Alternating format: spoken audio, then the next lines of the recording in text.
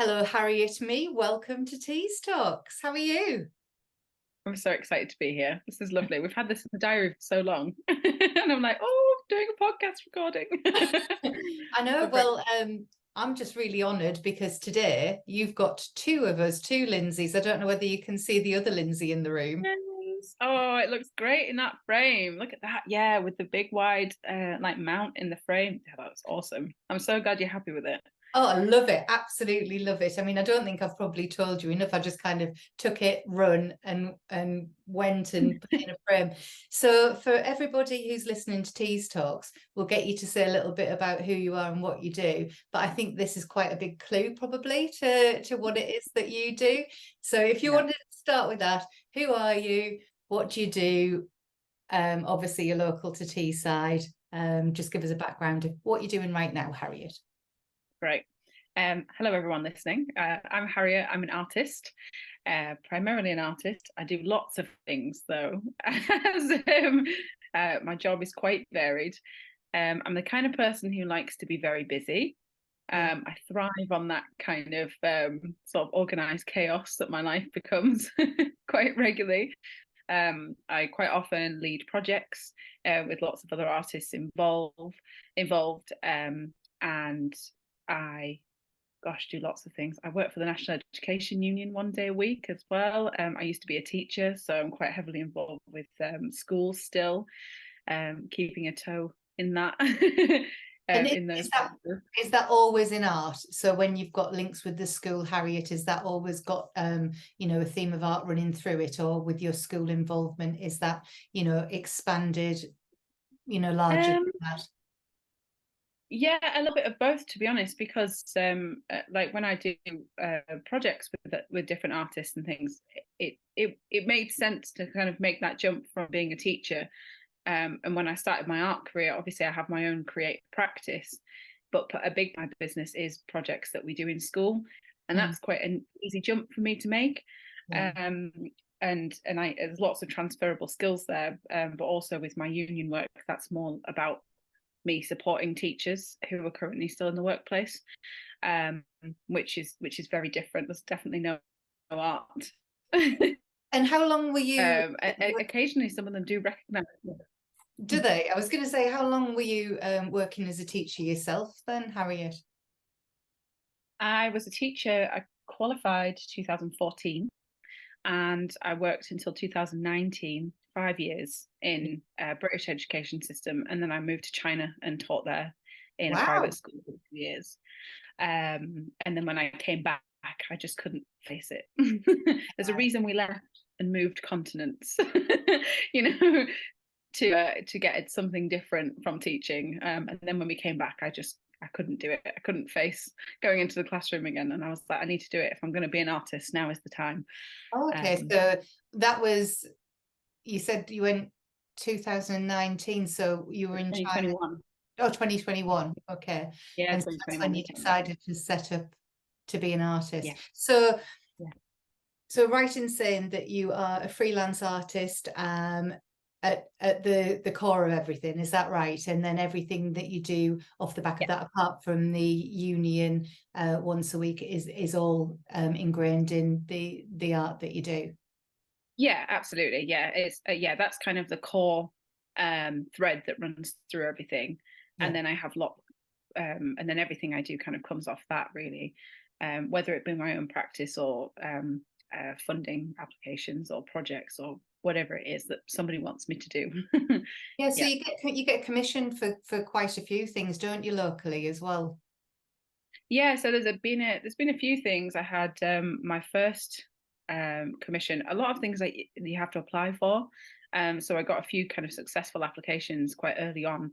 I applied for a bit of funding from the Roseworth Big Local. The Roseworth ward had £1 million from the lottery, Okay. and you could apply for small chunks of it to do little mini projects. So that was one of my first ones, and I did a piece of artwork with a group of school children. Um, Again, being that kind of from a teaching background, it was such an easy kind of link to do. I was already very qualified to be in that role. Yeah. And I got a commission with a wonderful organisation called Creative Youth Opportunities, who are based in Hordern. Horden. Is, and is Horden local to here? no, that's well, must be County Durham or Northumberland, okay. maybe. Yeah, it's further north. But I did a big sculpture for them. I've never done a sculpture before in my life, and I probably will never do one again. I was completely traumatized by that. But PTSD from the thing. So, well, when you applied for that, did you know it was going to be a sculpture? And obviously, like you said, you didn't have any experience of sculpting, but you know, what gave you the confidence to think, well, I'm going to do that? It was, do you know that one? I remember that one because it was a video application, and I really liked that. And I literally recorded a 2-minute video. And at the time, you know, I'd had an idea based on the brief. So usually these applications, they send out an artist brief with a theme. And it said that, you know, they wanted to have something that was co-created with the children. Usually things are like co-designed, and then you go away as the artist and make it. Oh, okay. This one's very specific. The children had to be involved somehow. And I was thinking, well, I can't really. And it was part of like, they were doing a big winter festival. And it had to like light up. It was like in the dark. Oh, wow. And I was like, okay, so that kind of got me thinking. And then I was like, well, let's make this giant fallen star sculpture. Oh, brilliant. And then we like stretched like tarpaulin over each section of the star, and then we painted those instead of like on a flat surface. Oh, yeah. And it all lit up at night, and yeah, it was great. So yeah, and so I kind of. I was going to say, did the vision sort of come to you already when you were doing the 2-minute video presentation, or was it something that you laid out the proposal of what you were thinking of doing, but then it grew into something more and different as you and the children were doing it? You know, is it with art? Yeah, I'm sure it's not like prescriptive. You go with it. Yeah, and a lot of these open calls are very, very structured like this. They create the open call for an artist to interpret. So they don't know what they want. They just want people to apply and give you ideas, and then from that. So I kind of read the brief, and that was the idea that I had. And then I created this 2-minute video of me explaining what we were going to do.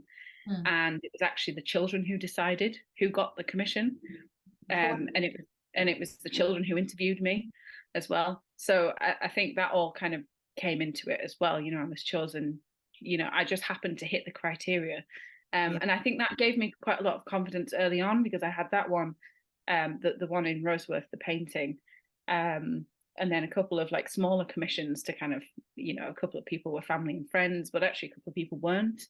And that's kind of got the ball rolling with me feeling more like, I was like, I can actually earn money doing this, you know. Yeah. No, that's great. And where did you hear about the opportunities? So, you know, you're saying that you can get online and you hear about people that have got funding. Where are you particularly hearing about those sorts of things? So it's difficult, because a lot of things that I find out about are either through people sending me links to them. And I think this is really key if you're a creative person and you're freelance, because you kind of have to tell as many people as possible what you want to do. And then all of those people will then be looking out for things.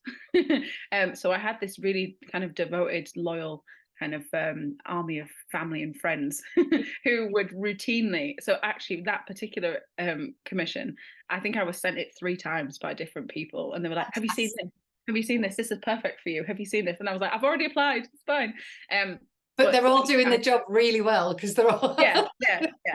And it's almost impossible to do that yourself, because you'd need to spend your whole life on Facebook trawling through open calls and Facebook and groups, and or like subscribe to every mailing list going, and it's just so time consuming. And actually, if you just not employ, but if you encourage people, if you encourage kind of just people around you to look out for things and saying, this is the kind of artist that I am, here's my artwork, this is the kind of thing that I'd be interested in, that I'm qualified for, they will see things, and then you've really reduced your workload in finding opportunities. So a lot of the things that I get come through that route, you know.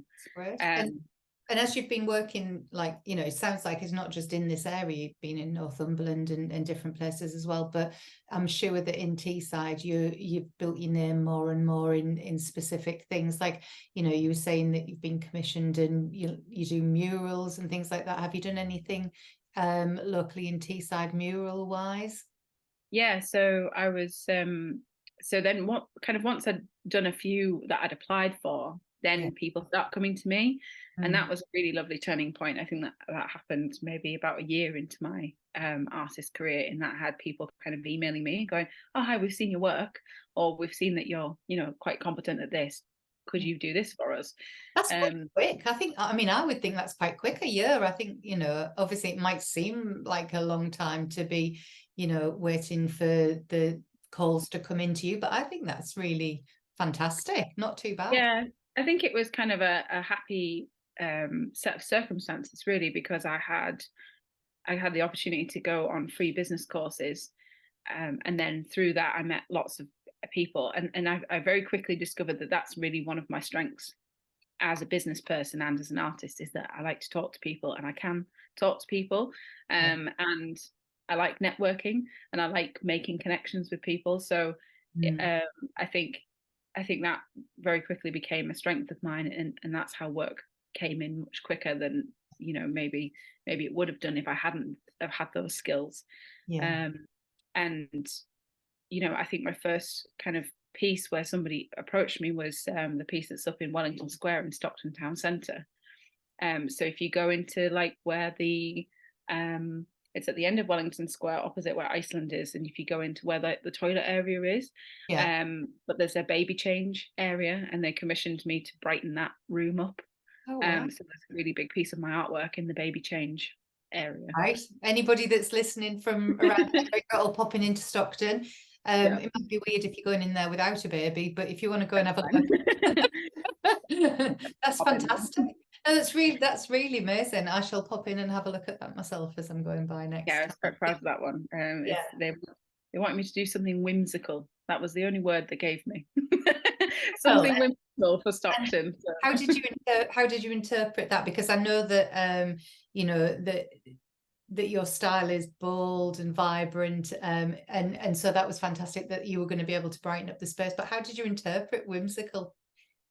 They wanted, so the brief was, because it was going to go above where the babies lay, so they were like, we want it to the babies to not be like just staring at a blank blue wall. We want them to be looking at something interesting, and to brighten up that space. So I interpreted that. I did the first locomotive, the train that was built between Stockton and Darlington. I did that train, Right. but it was like zooming through like a woodland area with loads of animals and plants and trees and birds, and very kind of like magical. Like, it doesn't look like Stockton at all. But yeah, it's like a fantasy of Stockton. Fantasy, yeah, fantasy Stockton, yeah. And then the steam from the train goes. I went in and painted it all onto the ceiling, so it goes like above. Harriet, you like the Michelangelo of Teesside? Painting on the. I know. The Sistine Chapel, the toilets in Wellington Square. It's very similar. Yeah. Would you say, I mean, obviously you've got lots to tell us still about of the work that you do and the style of things you do, but when I said about being bold and vibrant, it comes across to me that very much you were bold and vibrant in your personality as well. Have you kind of found that, and your lovely colour of hair and everything? It's like I stepped into myself when I dyed my hair pink. I was like, this is what was missing. Oh, really? And how long has it been? How long has it been like that? A few months now. Yeah, a few months, about maybe 4 or 5 months. Yeah. So not that long. And so when you dyed, No, not that you much. really No, think, no. yeah, this is me. I'm on brand. Yeah, I'm on brand. Yeah, exactly. In fact, I had my in September, I had my business branding redone by a graphic designer, and she determined that based on my personality, I was an autumn color palette. And she said autumn color palettes are normally warm and intense, and I was like, love that. I think that actually perfectly describes me as a person, warm and intense. So yeah, I love that. That's really nice. I find that just so nice if somebody had described me as that warm and intense. That's lovely. So do you think that that being an artist and being bold and vibrant in the way that you express yourself in a variety of ways, do you think that when you've come across other artists as well, are they very representative of the art that they like put out there? Have you found like some sort of... Yeah, I think so. I think there's, I mean, I'm working with a wonderful artist at the minute, Jessica Pearson. And she's less than a year into her career as well. I think she'll be an artist for a year in April. And she's very much, we've kind of like, when you meet somebody and you're like very fast friends. In that are both about artworks. It's almost like we were commenting the other day because we're doing a joint exhibition in Stockton this week, Right, yeah. And it's like we put one of my paintings next to one of her paintings, and I was like, it's like we were sharing a color palette. They were like the same, like that. They were exactly the same tones and everything in the painting. And I was like, how weird is that we're drawn to the same colors and things, but we're both very kind of loud, driven And there's people. no pre-collaboration on that. That was just like I'm showing you mine, you're showing me yours. Oh wow, that's a coincidence. Oh, fantastic. Yeah, I was reading about that. So this exhibition that you've got going on, the Bright Art exhibition, is it? Do you want to tell people where that is? Because it's coming up really soon. So people will have to get this podcast out tomorrow to make sure they catch it. Do you want to tell us a bit about that? Yeah, we're constructing a pop-up art gallery in the Link, which is the cafe bar, which is attached to the Stockton Globe, in Stockton High Street. So and basically they have kind of black, they have really dark walls in there because it's meant to be like a gig venue. So what Jessica and I have done, have built our own gallery walls. I learned to use a circular saw last week. Never used one before in my life. But yeah, we built our own, basically a 3-walled gallery. Yeah. On huge plywood panels, and then we're hanging our artwork on that, and there'll be 5 of my pieces and I think about 8 of Jessica's. I've been sat doing the catalogue today, which is very exciting. I'm intending to start my first like exhibition record. Right. So keeping a record of like the poster, the catalogue, and then any sales that are made from that. Okay. So and you that's part of a binder of information of everything that you've done related. Yeah, exactly. Yeah, and it will eventually become like an authenticity record for my artwork, and to keep a record of sales that are made and where my artwork's gone every time it's in an exhibition. So that's but I'm 2.5 years in, and this is the first exhibition really that I've ever done. Right. So yeah. And can anyone come down and see that exhibition? Is there a charge, or do you just, if you're in the Link, you can see it? Yeah, absolutely. Come into the Link, where they're taking the stage out so that we can put our thing in. Totally free to come along. It's from, I think they're open 9:30 till 3. So and it's the 24th to 26th. So that is Wednesday through to Friday. Yeah. Our hope is that if this one goes really well, is that we can take Bright on tour. So we can kind of go to other venues around Teesside and do 3 days here and there in each venue, because we're taking the gallery with us, so we can just put it up wherever. You've built it on this 3-sided wood thing, and you can take that down and move it wherever you want. Yeah. I was worried about this circular saw for a minute. I was thinking that the Link now being terrorized by you with power tools. No, we built it in Jess's back garden, to be honest. So, how did you get together with Jessica then? Because like you said, this is the first time you've worked with her, and was that another like coincidence networking, or did somebody like put you in touch with each other or find each other online? What's the story there?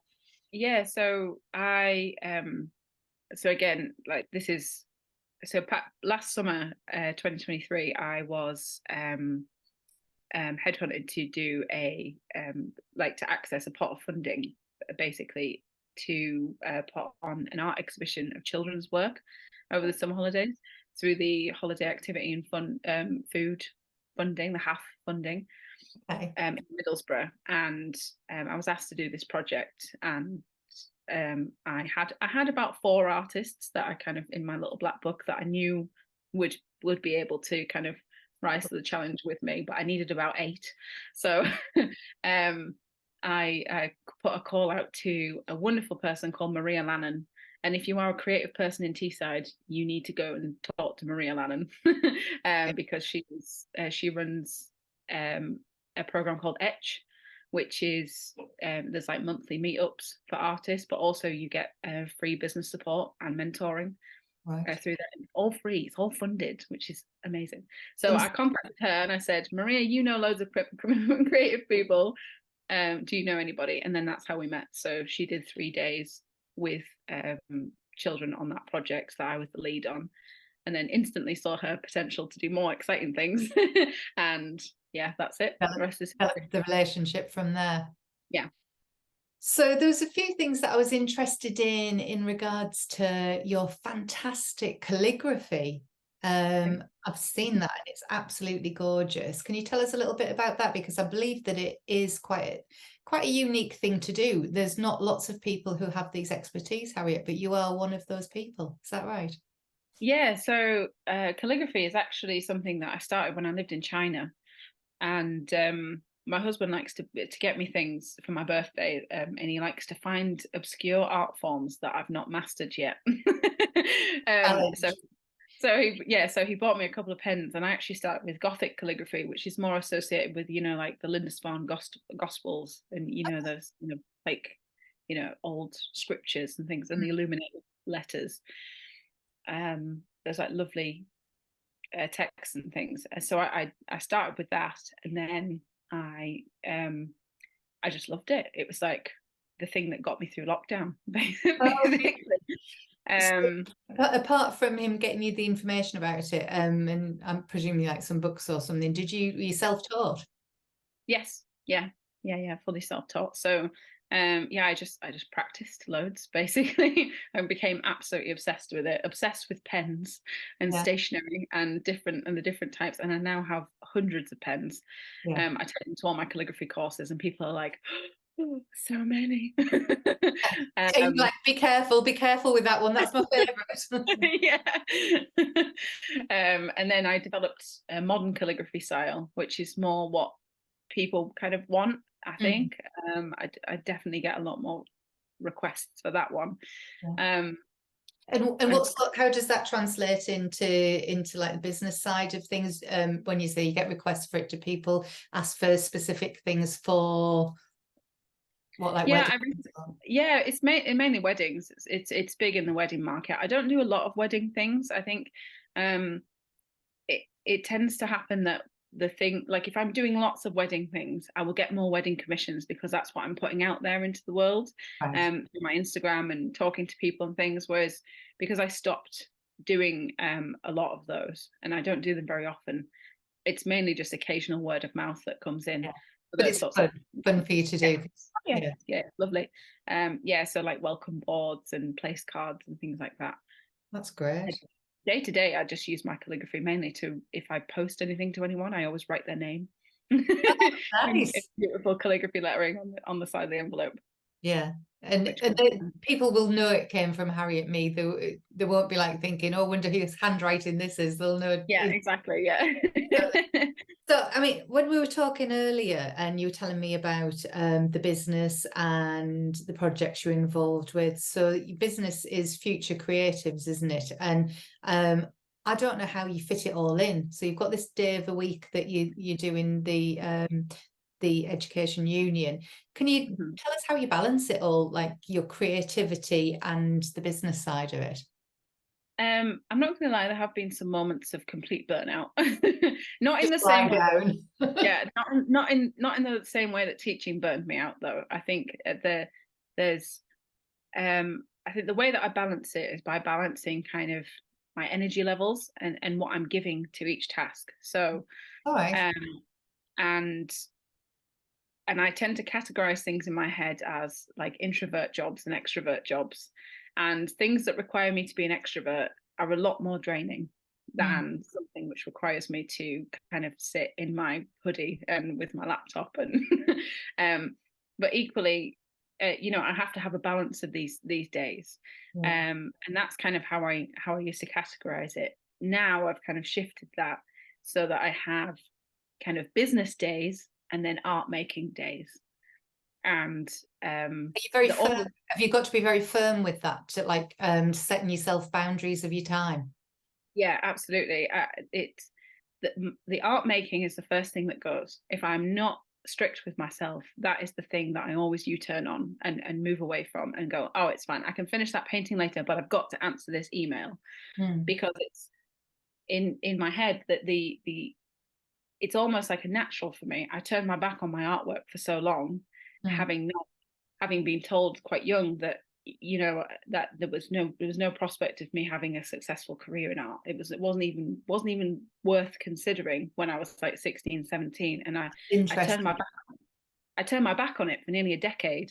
Yeah. So it's very natural for me to go, that's not important. This email is, or this proposal that I'm writing is important, or this meeting is important. My art's not. So it really takes a big conscious effort for me to rewrite that programming in my brain to go, no, actually, without that painting, everything else falls apart. Because if I'm not, how can I say I'm an artist if I don't paint anything? You know, I can't. and I know that I am an artist in lots of ways. And I can be an artist and who's a project manager. I can be an artist who is curating an exhibition. I can be an artist who is teaching a class of children or calligraphy. But actually, the act of art making, being an artist in my studio and painting something is very specific. And I try now to do 1 week on, 1 week off. Because I've learned that I need consecutive days. I can't just do 1 day here or 1 day. I can't alternate. Can't turn it off and turn it on. Your creativity needs to have like time to flow. And actually, a big part of my process is just kind of sat in my studio staring at things, you know, and looking at things or like researching things or trying out different colors on a canvas, or, you know, it's really, or writing. I spend quite a lot of time writing. I don't really use a sketchbook. I just write. Write your ideas. And about my ideas, about the painting that I want to make, and then I'll find the reference pictures that I want, and then it'll kind of materialize in my mind's eye, and then I'll paint it. So all of that process can't be switched on and off. I have to commit at least 4 consecutive days to creating a piece of artwork, and to be really productive. So that's kind of. That makes sense. Yeah, that really makes sense, and it's good for us to hear that. And I think anybody that's listening to it that feels that they have got artistic potential, and that's something that I was thinking about as well, was what gets you across the threshold of feeling like your artist, your you know, the artistic creative ideas that you have, that you are able to actually move forward with them and become an artistic person, rather than, I think, as you were saying about school, people said, you know, put that to one side because that's not going to be able to make you a living or whatever, and then you do. What kind of pushed you past that? Well, did you have any support at all when you were younger? Did you feel that you were an artistic person and that's what you wanted to do? Do you know what I mean?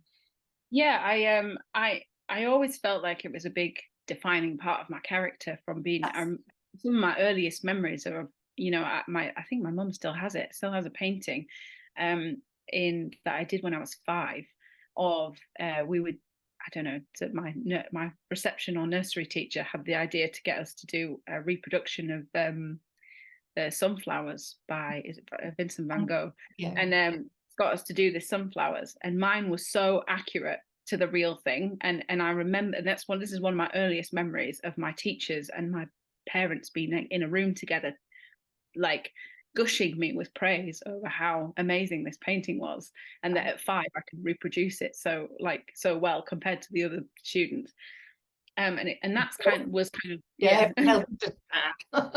exactly. So and that was kind of a really big part of my life. That was a really big trend in my life. I was always kind of, there was about 5 of us in our year group who were very known as being the arty ones, and always being able to draw and having, you know, a natural ability.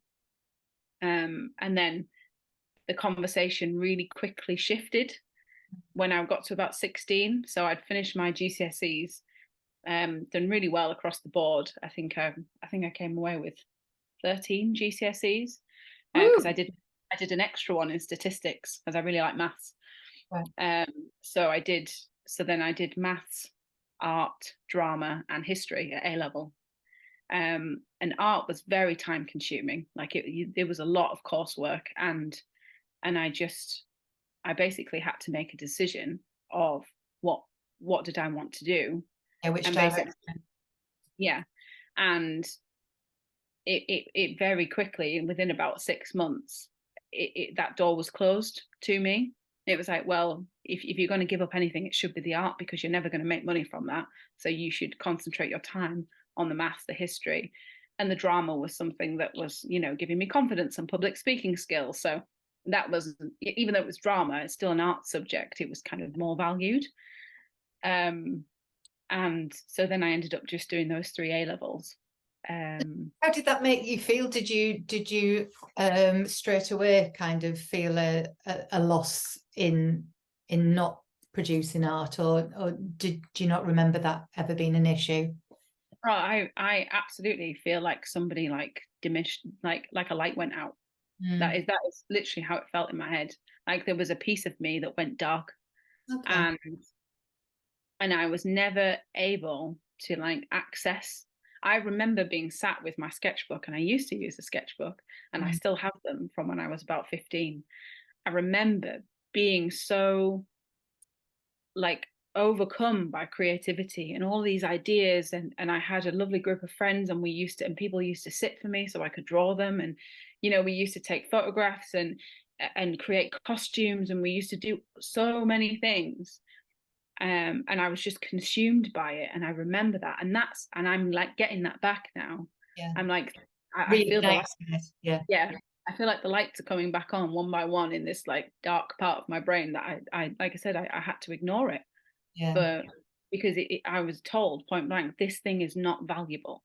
And This I mean, I don't want to point fingers, but was that something from the people in your schools and education that were telling you that, or just like a general message that you were getting from all of your social cues? Yeah, it was a big one from my sixth form college, and I later found out, because obviously I entered the education system. I later found out about league tables and how schools are judged on how many of their pupils go to university. And because I was very academic, they wanted me to go to university because that looked really good for the school. And that was their motivation for doing that. Nobody really asked me what I wanted. Yeah. And it was all like, you've got to fit in a box somewhere. So choose your box and then we'll help you get there. But as long as it's not art. Because that doesn't look great on our league tables, basically. And then that message was then given to my parents, and then they reinforced that. So it was very, such a yeah, shame. very, very difficult to come back from that. If any young people are listening to this, or parents of young people are listening to this, then hopefully they'll hear what you're saying. And if they've got a young person that has got artistic tendencies, to maybe back them all away, because sometimes behind the scenes, like you said, statistics and big business when it comes to league tables and actually getting funding for education establishments are playing a part in it, and it's not necessarily as it seems. So no. And it was absolutely soul destroying. I can't communicate that enough. Like I didn't feel like me for nearly 10 years. And it ended up in I was so miserable as a teacher. I was a good teacher. I was very capable of doing the job. yeah, And I connected well with pupils, and the planning wasn't an issue. None of it was particularly hard. But the hours were a killer. Like I was working like easily 60, 70-hour weeks and trying to keep up. And I ended up with enormous mental health issues, panic attacks, like that I had a really big period of time off work. right. I think I've had about 4 different counselors in the last 10 years through cognitive behavioral therapy, talking counseling. So Gosh, interesting. you name it, I've done it, like medication, like everything. And actually now that I'm an artist, all of my mental health problems, most of them, have gone away. Like, I've got a few, Harriet. anxiety is a natural part of life, and it's necessary, and it's something that our body does to protect us and warn us that something's not right. And I understand that now. And actually, if I'd listened to those signals years and years ago, my body was telling me something, and it was, this situation is not right for you. And actually now I'm self-employed and I'm an artist, and I'm allowed to be. I don't have a box anymore. There is no box. I can just do whatever I want within reason. Like, I can't. It's not that you were in the wrong box, it's that you were in a box at all. Because when I was in a box at all. And you know what? Some people really need a box. Some people really thrive on that. They need structure, they need stability, they want a regular paycheck, and that releases the anxiety for them. They're like, no, I'm happy, I love my job, I've got a career, there's like a set ladder that they're climbing, whatever. I totally understand that really works for some people, but it very rarely works for creative people. And that's what I've found. A lot of creative people, despite kind of the stress of not knowing where your next paycheck is coming from after this project's finished or whatever, generally, most of us can't even imagine going back into an employed job because it's just so restricting. And that's the way my brain works. I want an unrestricted access environment. Yeah, exactly. So what's coming up for Harriet Mee then, and how are things moving forward for you, and how's this year progressing? Or you might be able to tell us even further ahead than that, but let's start with what's coming up this year, and what are the main headlines for you? So a big part of my realizations over the last 6 months, because I feel like I've kind of exponentially grown in my business over the last few months in terms of who knows about me and the projects that I've been involved in. But one of the things that I've recognized is that I need that time and space to be just an artist, and not be artist curator or artist project manager, but just art maker. And so the biggest thing I'm doing is a residency with Redcar Contemporary Art Gallery. So for anyone who doesn't know, an artist residency is where you get to go to, it's usually supported by an organisation or an institution, and they give you a studio and accommodation usually, and resources with which to complete artwork. And this one comes with an exhibition at the end. So I've got a solo exhibition coming up in May. That's really cool. So when does the residency start, Harriet? 1st of May. So I have 7 days of studio time, and then 4 days of an exhibition. Right. Yeah. Well, everything you're going to be telling us about, I'll make sure that I'm going to put your link on the podcast, and if people want to delve deeper into what's going on with you, then they can find out your dates and your exhibitions and come along to them and support you. I know I definitely will be. So what else have you got coming up, if that's not enough? So the residency thing is kind of like in my brain now. I feel I'm really hooked onto this. And I started looking at international ones as well, because you can do them all over the world. And I probably won't get it this year because it's the first time I've applied, but I've applied to the British School in Rome to do a 3-month exhibition out there. How exciting. I may possibly get you. I'm so excited. I mean, I know it's not happened yet, but just to be putting yourself out there and saying, well, I can go to Rome and do 3 months. How great. Yeah, and I think that's a big, and that's where we come back to who's supporting me. My husband is so supportive, and he really, I was like, I think I want to go to Rome for 3 months. I'm going to apply for this thing, and he's like, yeah, do it. Let me proofread your application. Let's do it. And we sat together and we put together my application, and I think having just a partner who supports me like that is amazing. But like I said, I might not get it. There's also open calls and commissions that I've applied to that maybe I'll get, but the biggest thing is the festival. I put a proposal in with Stockton Bid, which is the Business Improvement District. Lots of people don't know what the bid is. When I say that, they're like, "What's the bid?" Business Investment District. Business Improvement District. Improvement District. Okay. The catchment area of Stockton Town Centre, and there's an elected manager of that area, and all the businesses pay a levy into a pot that they're voted in. So all the businesses say, yes, we want a bid, and the bid is then in charge of using that money to improve the high street and increase footfall, and they work with the like crime and police units, like sanitation, things like they brought in like a public space protection order, you know, to stop people drinking on the high street and things like that. So there's lots of things that come with it, but part of it is to do really exciting events that support the local economy. So I put in a proposal to do an art festival. Okay, and when's this? We haven't got a date yet, which is really upsetting me. I know. But we're hoping July 2024. I was going to narrow you down to a season. What season is it? It's going to be we've applied provisionally for the beginning of July for that, because surf already happens in August, which is a big like performing arts festival. So we want to keep a visual arts festival. But there's going to be 4 new mural artworks going up on Stockton High Street. One of those is by me. Do you know where that's going to be on the high street? We've got a few locations, some with varying. I think we've got permissions for, if anyone's familiar with Stockton High Street, there's sort of the corner of where Boys is on West Row, like the end of that street. And then opposite, there's a little pet boutique called Wags and Whiskers. It's like opposite there. But there's a lovely big blank wall, and we've got permission from the landlord for that one. So I think I'm going to choose that one. It's not going to be blank for long. Not going to be blank for long, no. And then the other 3 will go out to open call. Sorry. The other 3 will go out to open call to different artists, but I don't get to choose those artists because that wouldn't be fair.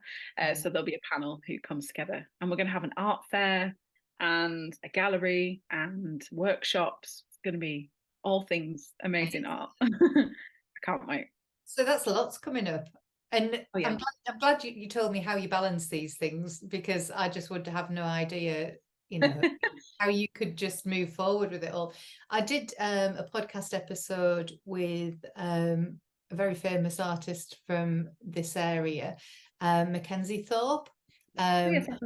Sculptures and everything around like Transporter Bridge and relationship with his dad and flat cap sort of thing, and he's got his gallery in Richmond, and when you were talking earlier about you having to block out different days and weeks to be able to manage these things, I mean, as time goes on and you're doing this more and more and getting involved in other things, you might need to look at getting a team, like working with you. I know that Mackenzie is, you know, he just does the art. That's all he does. Everybody else does everything else for him, all the logistics. So, you know, at some point, Harriet, maybe that's the way you'll end up. I am fully intending, if not 2025, maybe 26, but like if I can do it in 2025, I will have an assistant. I don't know who this person is. They're out there. They're out there. Someone is going to be my assistant one day, because actually I am really going to need somebody to do all of the emails, all of like invoicing. It all takes so much time, and actually there's going to come a point where I really need somebody to do all of that, so I can just make art. Or I can do the things that only I can do, and there comes like a balance. And even if I kind of subcontract to like a virtual assistant temporarily in the meantime and things like that, I really need to, I've been advised to make it a regular outgoing, even if it's like freelance, because once something becomes a regular outgoing, it becomes something, you automatically account for it in your head at all times. So that's, it's a bit like their business insurance or my like income protection insurance. All of that stuff becomes very like normal, and it becomes just part of this like number that I have as like, this is how much money I need to make every month, because all of those things need to go out, and then I need to put like a virtual assistant in there and then it becomes part of just. But then hopefully what tends to happen in these situations is once that you outsource something, like you said, that you can outsource because only you can do certain things, then the time you're spending doing that increases probably the turnover and to be able to pay for the the essentials, like you were saying. It's all very interesting. And can you just point us in the direction of where you got some of the business training from before we end the podcast, just to let people know locally the resources that you accessed? Yeah, sure. So currently, if you are based in Stockton, the Learning and Skills Hub, I believe it's called, they have loads of business courses and beginner things. They've just got funding for a huge amount of courses. I mean, there's courses on everything. You can do like basket weaving or like digital marketing. Do you know what I mean? Like, there's an absolute huge range. But the big one in Teesside is Enterprise Made Simple, who I did all of my business courses, digital marketing and leadership with them. I just signed up to them all to basically set me up, and I did that quite early on. Really, I knew that there was a gap in my knowledge, and I was like, I have all the attributes that I need to be a business person. I just didn't have the knowledge, and that's what that gave me. It gave me the knowledge that I needed, and then I can run with it. So yeah. So would you say that's the first thing that people should maybe think about doing, is have a look at what's out there that can fill in their skill gaps, and make sure that they can proceed with whatever it is that they're looking at doing? Yeah, I think so. And I think it's this, I think we've, as a society, we've convinced ourselves of this grand lie that there is no money in art. And if you're an artist, then you're going to be starving. And it is a lie. And it is, it is a lie that I was fed, when I was younger. And you know what? There is so many opportunities. There's so much money out there.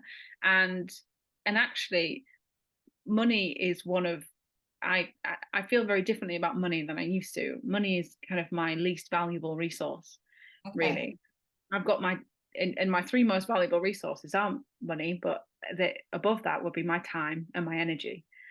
And the energy that I give to things and my time that I have are both really finite resources. I only have so much of those. So, and money kind of comes and goes.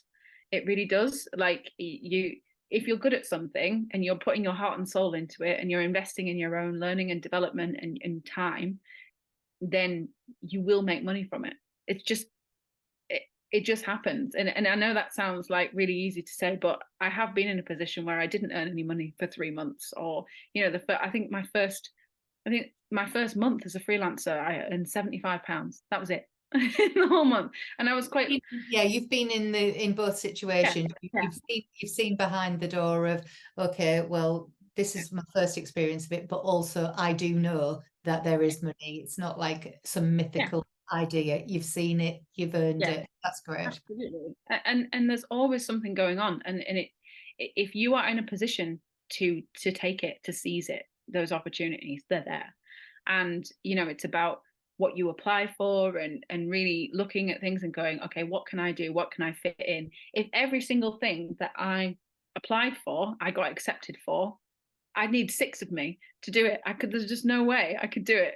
But I apply for more things than I could possibly do, because I know that some of them are going to be rejections. Yeah, and then but some of them, but some of them they're going to say yes. Some of them will do. One of these days, one of these residencies, they will say yes, and someone will pay me to go and live in another country and paint. And I'm, but if I don't apply, it's not going to happen. So, well, I want to keep in touch and hear all about it. And I'm really grateful that you've given us one of your most valuable resources, which is your time. You've given your time to myself in Tees Talks, and I love that. I would want to talk a little bit more about this. However, I'm just going to tell the listeners to go and have a look at your socials and their picture on there, and a little bit of information underneath, and you'll get to find out where that picture sort of fits into Harriet's workflow and inspiration. And I'm just grateful that I've got an original Harriet Mee on my wall. It's going to be worth millions one day. That's it. I'll be hanging on to it, but hanging on to it. really appreciate it, and I will definitely keep in touch with you. And I advise anybody that's got a creative bone in their body to follow you on socials and come along and see your work. Oh, thanks, Lindsay. It's been awesome. See you later, Harriet. Bye.